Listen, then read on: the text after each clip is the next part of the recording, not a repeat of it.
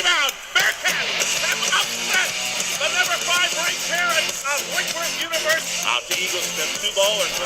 Give it 3. This is stolen away by Watts. He'll take it up and lay it up and down, and Watts extends the lead.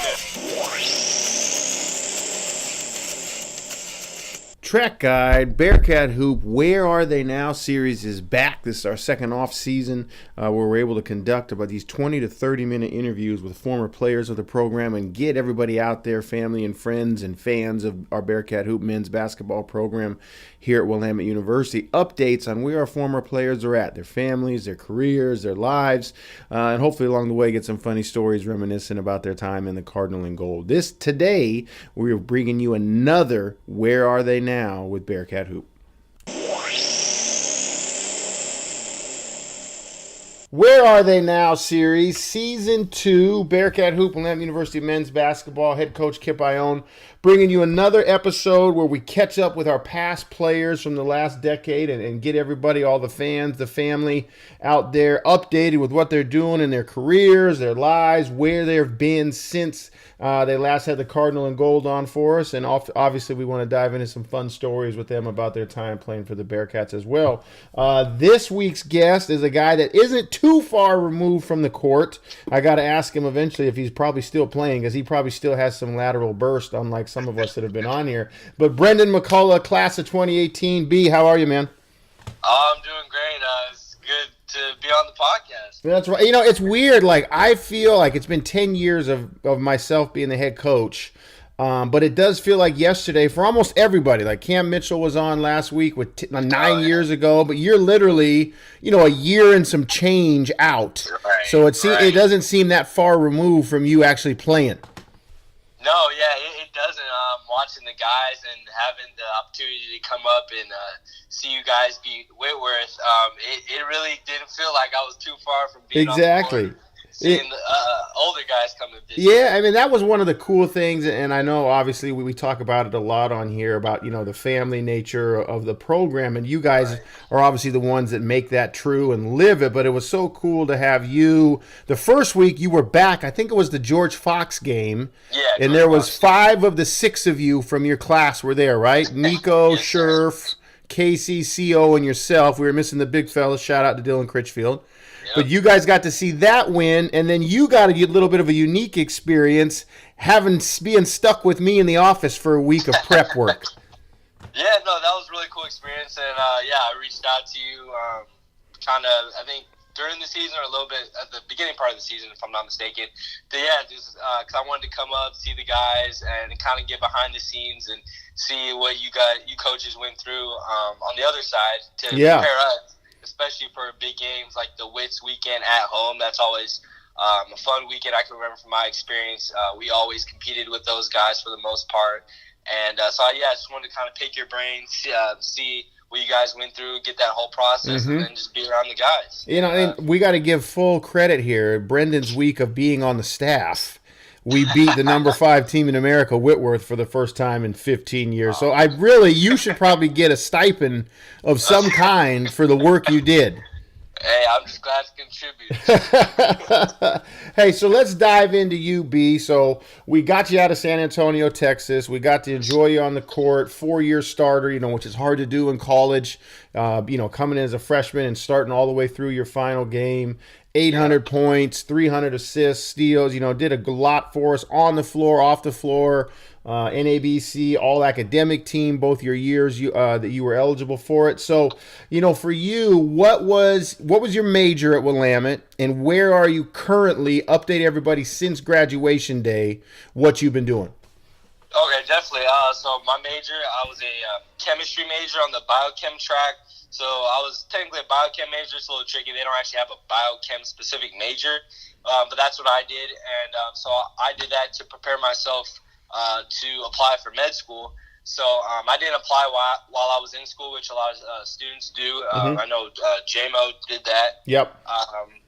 So after school, I took a little bit of time off, relaxed, and then for 3 straight months, I studied for the MCAT 6 days a week.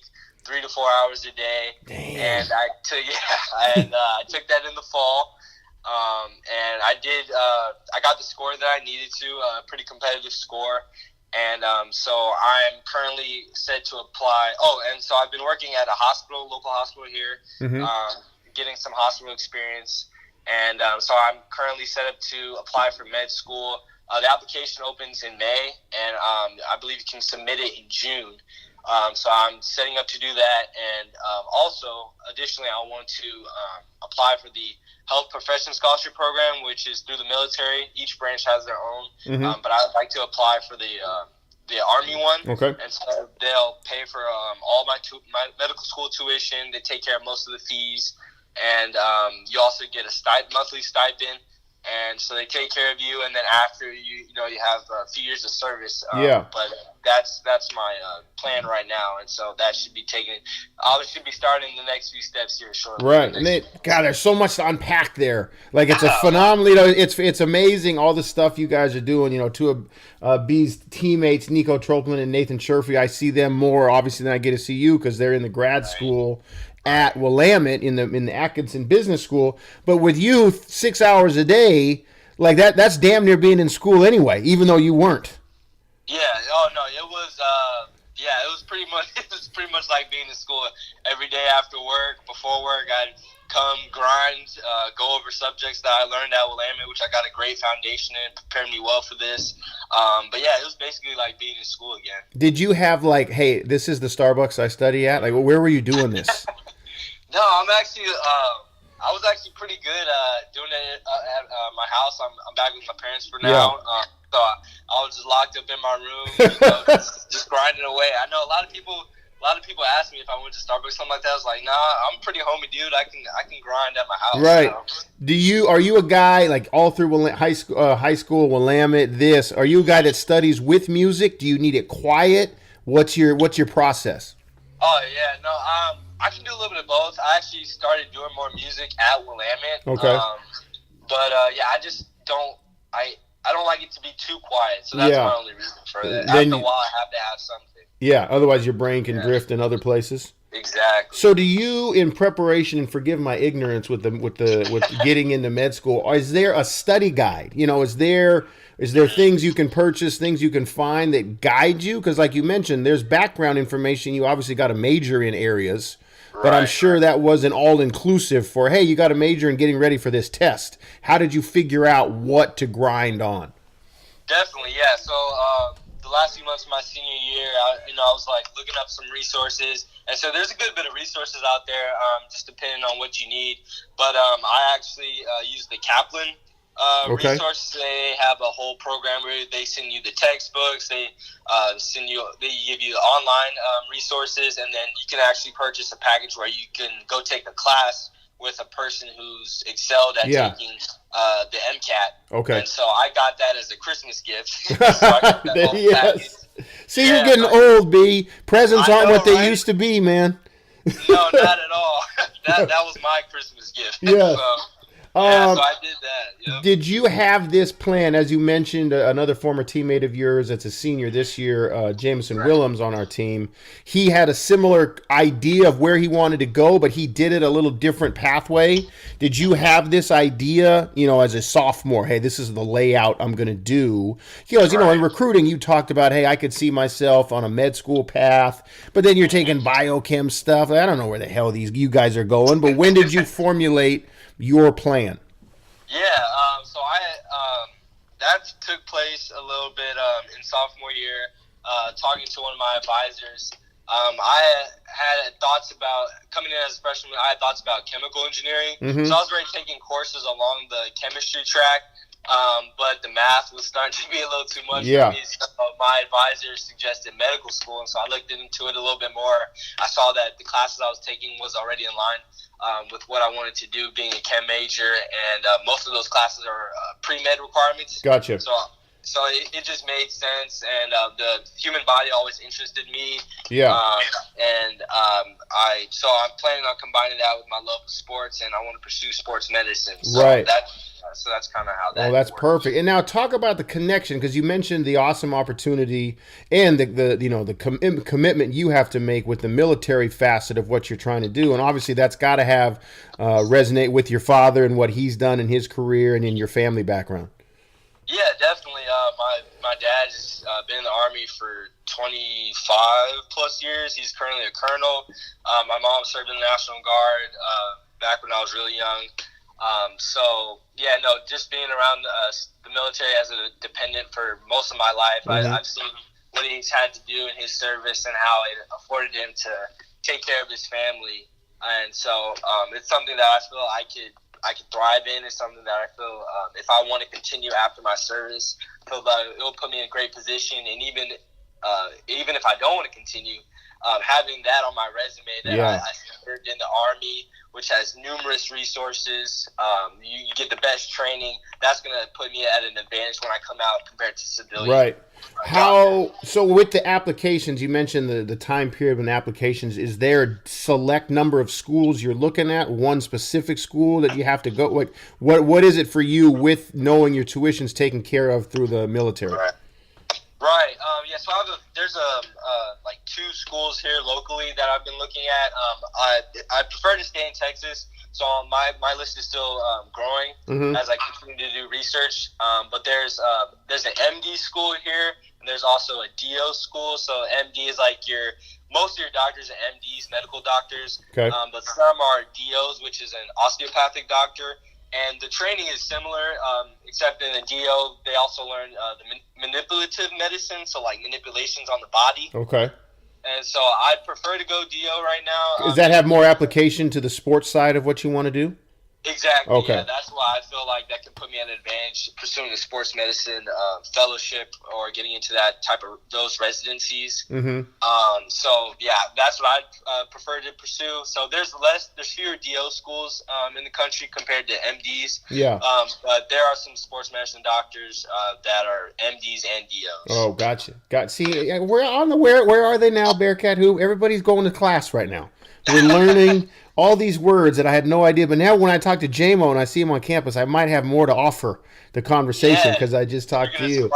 Hey, so one thing we always ask with your, you already mentioned your degree.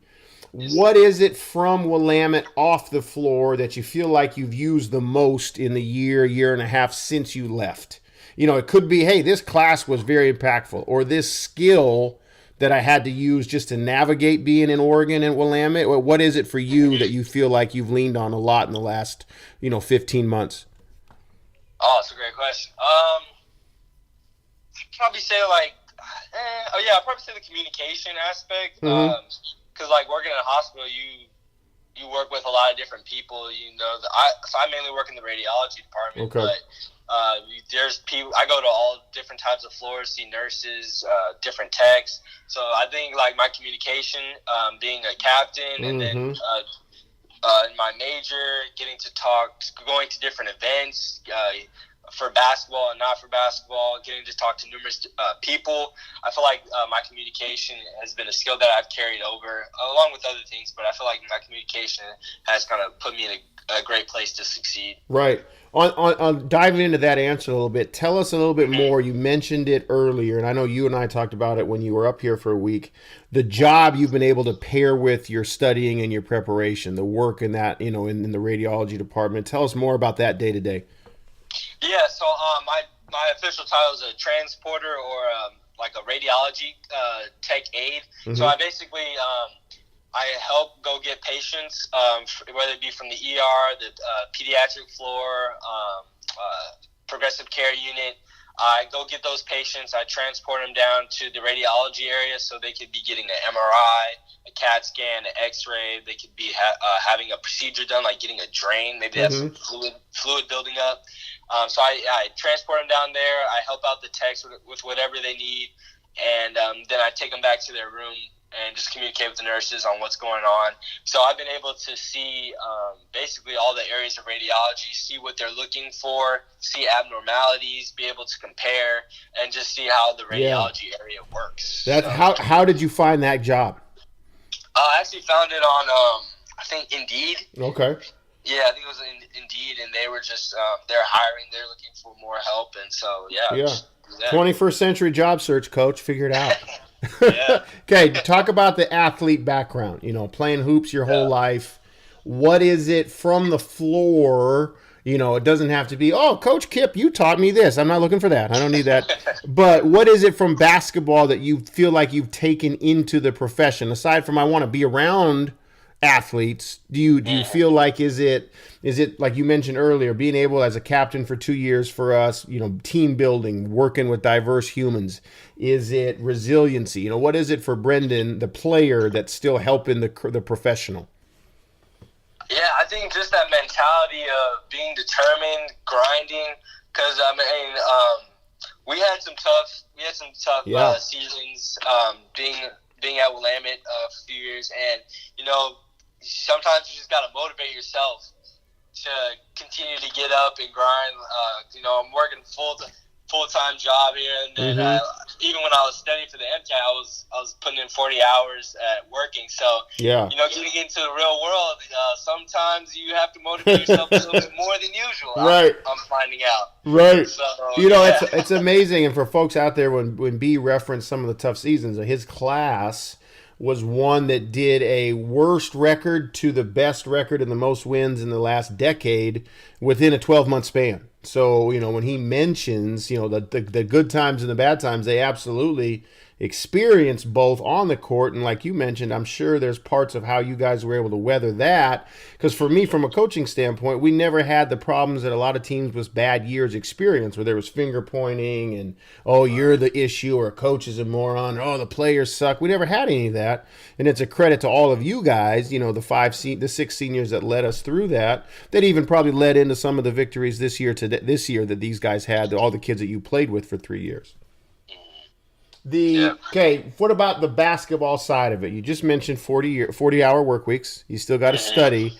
Are you working out? You still getting in runs? Cam on last week's session said he still plays a couple times a week at the MAC club. I'm officially retired. It would take a very special signing bonus to get me out of retirement. Where are you at with your young, spry legs still? Oh, yeah. I work out still about 4 times a week at least. I still kind of work out like an athlete. I'm slowly declining from that. Yep. The cardio is not where it used to be. I still do cardio probably once a week. I try to do some sprints. I hate long distance. Yeah. So I'm aware. I'm aware of your long distance aversion. Yeah. Is it harder, like, because there's not a gauge? Yeah, I do all this working out, it's going to pay off in wins, or it's going to pay off in points, it's going to pay off in steals. Is that part of the mindset, or is it just the time in life? Yeah, I think it's at first it was hard because I've been playing sports my whole life, so I could always just say, oh man, I'm going to work out, I'm going to kill this rep, I'm going to kill this set, and it's going to help with this in basketball. Mm-hmm. But now it's just, it's having a healthy lifestyle, prolonging my life, being here for family and friends. So, yeah, the mindset of what I'm doing it for has kind of changed. But as an athlete and a competitive person, it's something that I can directly challenge myself with, so that's also helped. Now, in the profession you're going into, like Nico and Scherf from your class, they're in business. There's always noon hoop runs and business lunches. Is that going to happen in the medical field for you? It's tough. I don't think at first. I think when I get settled when I can start making my own hours, right? Maybe I'll find. I think you got to take up golf, man. I think that's part of your destiny. Definitely. My dad is a huge golfer. There it is. I actually went to some camps when I was younger, so I know a little bit about it, but yeah, I got to get into it more. Right. That's awesome. Okay, last question. Is there a similarity between, what would you say, between the team you've always existed in on the court and the team you've been working with at the hospital? Is there carryover? Something you're like, man, I never thought that existed outside of sports, but I see it here at the hospital every day. Yeah, I wasn't too sure because I'm definitely one of probably the youngest person of the people I work with, pretty much. So, but yeah, no, I didn't think it would be this easy Yeah. to get along with people. I mean, I consider myself a pretty personable person. Yeah. But I didn't think it would be, I would get along this well with the people I work with. But I think definitely I have an advantage of being with a team for so long and feeling like I can relate to different people and just getting along easy with them. I feel like it's definitely helped, and I get along great with people I work with. That's fantastic. Where are they now? Class of 2018, Brendon McCullough. B, thanks for coming on, bud. Yes, sir. Thank you for having me.